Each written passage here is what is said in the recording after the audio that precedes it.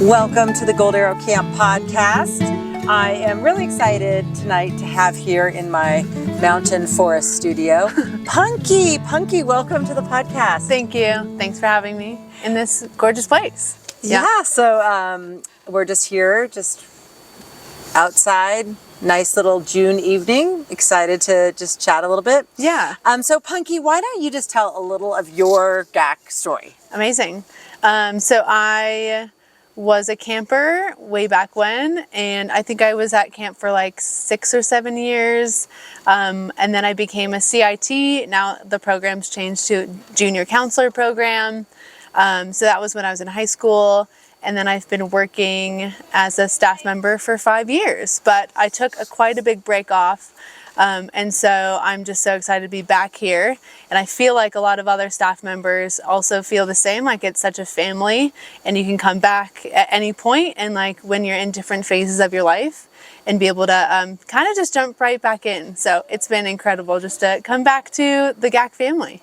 That's so great. We're so excited that you're back. Yeah. You were actually living in New Zealand for the past several years, which is a country where we've had a lot of staff off and on from over the years. Yes, it's actually quite funny now. I feel very akin to my Kiwi friends at GAC as well. But also it's really cool. I think a lot of what Gold Arrow represented in my younger years as a young adult also kind of spread to me, you know, flying the nest and going to travel to New Zealand originally because I had met so many like unique and different people here, and I was able to know that like there's just so many people around the world that you can just become like fast friends with and have the same values and really like bring the camp spirit of like making friends, growing with each other, and helping others. So yeah, that's so fun. So you kind of attribute a little bit of your kind of adventurous spirit and your willingness to move to a different country, to live there, to just kind of gaining independence as a camper and as a staff member. Yeah, I think because there was such a, even like now that we have themes at Gold Arrow per summer, I still think there was such a underlying essence of you can do it even if you've never done it before. And I think that's a huge aspect of like knowing that I was confident enough to travel. Like I went and traveled to New Zealand by myself. I didn't have anyone with me and I didn't have a job lined up. So that was like one of those big like, oh my gosh, what am I doing with my life? But it was really cool because I actually got to meet some camp people there and then connect with different people around the world. And then being able to like, I remember as a kid, trying wakeboarding for the first time and being like, wow, I love being sporty. And I think being sporty at school sometimes as a girl can be quite daunting, or you kind of just get picked as the sporty type. But here everyone is sporty and trying new things and being outside. So it's amazing. It doesn't have to define you as like your only thing about you. Yeah. You know, it's funny. I've heard, I remember, I don't know where it was that people were talking about how at some like outdoor programs and camps, they have different activities for the girls and the boys. And I was like, so interesting. It's so foreign to us here, right? Everyone just does everything We all here. do all the activities and we've never even thought about doing it any other way. Yeah. So, so there aren't activities that are specifically for any gender or whatever. We just all do them all, and it's totally normal to be doing all the things. Yeah. So Punkie, what I really like, I've talked to Raz and I talked to Bagel. So I've been kind of doing intermittently podcast interviews with current staff who were campers. Yes. And so I know it's been a while since you were a camper, but when you look back to your years as a camper, how do you think that benefited you, like in terms of like growing up and kind of becoming who you are today? I think what I remember most that I've been able to bring in is you don't need to sweat the small stuff. And because we're in such a rugged terrain here, I think from a very young age, I was like, I kind of grew up knowing like you don't have to have the 5-star resort to have a good time, and to also know that like you can still have so much fun with very minimal amenities. And so I think that has been something that's just been my like through line through, traveling, through meeting new people. A big thing I would say is meeting new people because of the unplugged spirit here. I think that has really grown me. Like, I'm a very sociable person. I like to talk to people, but I think when you are kind of forced to like go onto the dining porch or like, and you have to go sit with someone and you don't know them and you have to be like, hi, I'm new, or like, hi, my name's Punkie. What's yours? You just kind of start to learn. And the only way to learn some of those things is to actually just do them. Yeah. And so I think even as kids, it's so important to like keep remembering to encourage them that they can do it, especially like making friends in a time where it's harder to make friends now, and it's very hard to make friends as an adult. And so I attribute a lot of like my friend making skills to Gold Arrow, which is something that some people who haven't been here, they're like, oh, it's just camp. But I'm like, no, it's not just camp. I learned so many like valuable skills here. So it's been amazing. I love that. Yeah, to those of us who come here, it's not just camp. Yeah. Yeah, that's so great. Yeah, I was thinking about when you were talking about the dining porch in particular. So in, I think her name, I can't remember the name, but I think it's Susan Pinker, maybe. She wrote this book called The Village Effect. Oh, yeah. That I read years ago. And it really struck me that what she found was it's not just like having a good community and friends, but a lot of what benefits people's well-being is the loose social connections. So like just, going to the bakery and saying good morning to the people in line and the people there. And I think that's a lot of what we're also missing out on right now, and the kids are missing out on, is just that idea of like, you're waiting in line somewhere and you can just chat and strike up a conversation, which we kind of miss because there's just tech or you have things to do. Right. Yeah. But here we're just like in the lunch line. Yeah. And you end up talking to the people in front of you and behind you, the people serving you. And I think the big thing and unique thing is that it's not weird, whereas I do think sometimes it's the social norms in, a corporate world or whatever. It's not as common to have people just chatting next to you. Right. So I love the spirit. And even when I was here about 8 years ago, came back after quite a big hiatus, but the first few days I had that similar shock where I was like, oh, wow, I have to talk to people, but I love talking to people. So it's just like it's a great reminder, but I also am just so appreciative because from a young age, I've been able to like really instill those values and then be able to bring that into like whatever else I do. That's so amazing. Well, I think that should be inspirational for people, who are coming to camp for the first time or sending kids because I think people are really nervous about their kids making friends and connections. Yeah. And it's so hard, I think, for people to understand what it's like up here and how it's impossible not to make connections. Yep. Yeah. Like the way we're structured and the way, you get here, you have a group. Yeah. And that group has a leader who's going to make sure that you meet each other. Yeah. That you partner with different people for different activities, that you all share at campfire. Yeah. That there's all these things we do that are just part of our way of life here that literally make it that someone can never be sitting alone. Yeah. We're not, it's not like having to go to a new school and like wander into the lunchroom and try to figure out. And not know where to sit. And because no one knows each other's names. Like you'll know someone's name.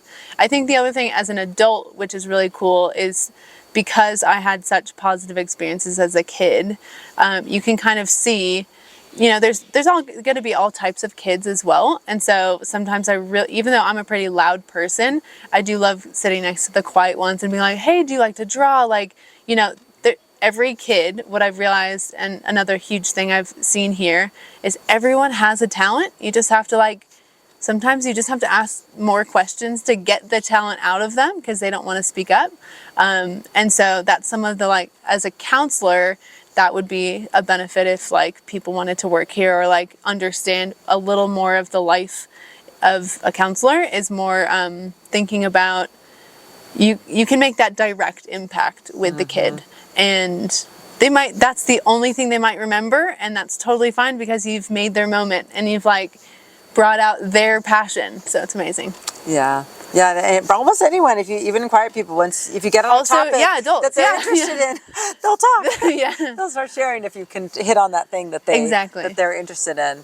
Yeah, that's really good. Okay. So I think we should just cover a little bit tell us about your job this summer and what you're doing, which I know you've had this job before. Yes. Yeah. So I am the media director this summer.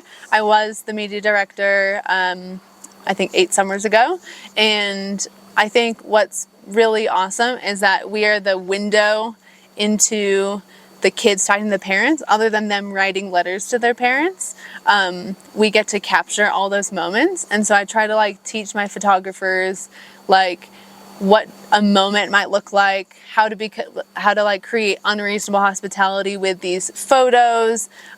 Some kids really love to take photos. Some kids really don't like to take photos. So you just have to make sure like, you know, it's whatever the camper is comfortable with. But I think it's also a special way for the parents to actually see the life of camp through the lens of a camera. And yeah, at the end of the day, I love just going through and just being like, wow, there's so much fun that people had today. So I basically manage the photography and videography team. And we do such a good job of just trying to capture all different ages, genders, and different events that happen. So everything is covered in some way. And yeah, I love the media program here. So Well, we appreciate you and your team. It's they do a lot of really hard work, and it's interesting. It's one of those things that we get so much positive feedback from families who are just like, oh my gosh, it was so great to see just like all the happiness at camp and, you know, get glimpses of my child doing a few different things and everything. But then we also still get some people who, you know, reach out and they're like, you know, I counted and there were, you know, this many pictures of girls and there are more pictures of this. And so just as a little behind the scenes here, everything's logged. Like you're looking at the whole session and making sure, so it's not haphazard. No. But because of just like things going on, like a bunch of kids are going to be at Shaver, like a big group of girls are at Shaver right now as we're talking. And so there's no pictures of those kids until after they get back and their pictures are sorted. So it's like a couple days of lag. So there's like several days could go by where you don't see your child, but then maybe you'll see more, like later. And we definitely try to like think about, okay, if they're outpost or away at Shaver or away at backpacking, like how do we make the most of when they get back to main camp? And, you know, having coverage for that. So it's not just like, oh, they're away. All right, we'll see when they get back. But we're able to make sure like even the backpacking staff has like these little handheld cameras. And so they get to the kids get to take photos, they get to have fun with their friends, and so it's amazing. So that's the other thing. Some of the photos, the quality isn't going to be as good as the ones that maybe your photographers take.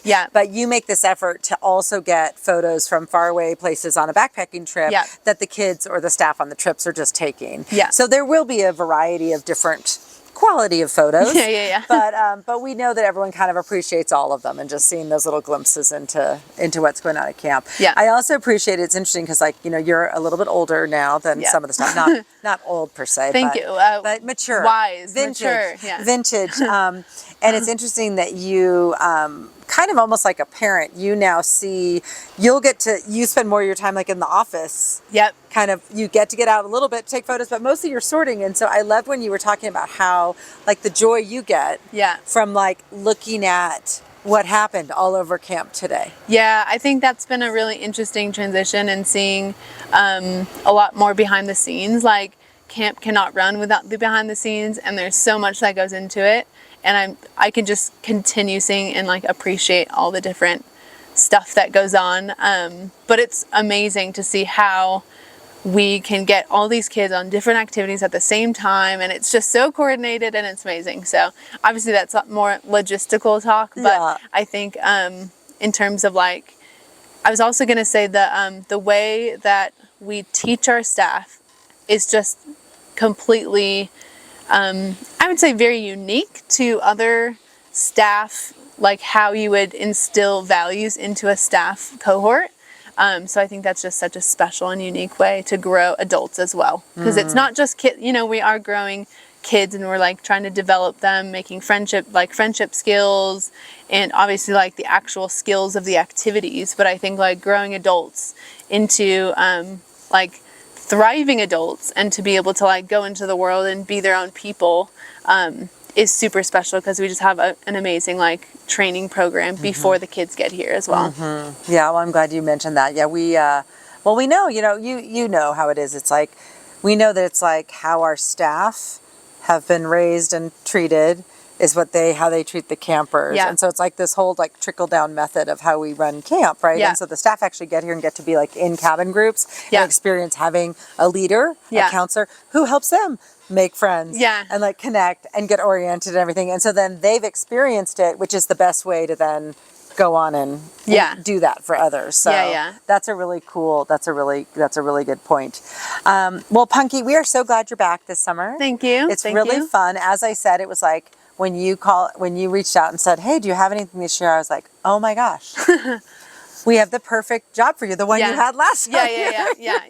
It was great. So it's great having you back. Do you have any final thoughts about what camp means to you, or anything that you'd like to share with just the greater GAC community, which, it could be some alumni, it could be very new campers or parents, it could be just anybody, or maybe people who are just stumbled upon this and are what is this place? I think I think once you go to Gold Arrow, it's really important to not, brush it off if you go on to do different things. And what I've seen is like so many of the values that I've learned from camp are actually the most important values for anything else you do. And so knowing that it's not just a summer camp, it's not just, your summer job for 1 or 2 years, but it's like a building foundation for counselors, for campers, to be able to like really think about how they want to become adults, how they want to grow as a person, who they want to surround themselves with in their daily life, and as you grow older, and just being able to like pick out those values of what you actually want from your life, and be able to see that like all of that is here. So it's just incredible. Thank you. That was so beautiful. Thank you for coming on the podcast, Punkie. We'll do it again sometime. Of course. All right. Thank you.